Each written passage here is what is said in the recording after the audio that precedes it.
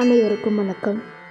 இந்த பகுதியில் தமிழ் கடவுளான முருகப்பெருமானை பற்றி சிறிய தகவல்களை காணலாம். சிவபெருமானுக்கும் பார்வதி தேவிக்கும் பிறந்தவர் தான் இந்த முருக கடவுள்.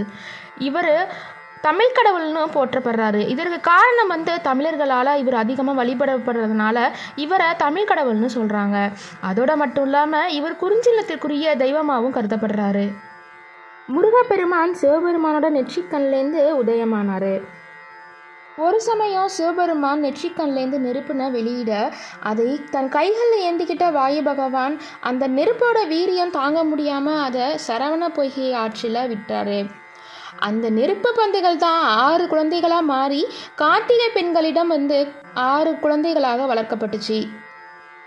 அதன் பின்பு பார்வதி தேவியார் 6 குழந்தைகளையும் ஒரு சேர அணைக்கும் போது ஒரே குழந்தையாக மாறி ஆறுமுக முருகன்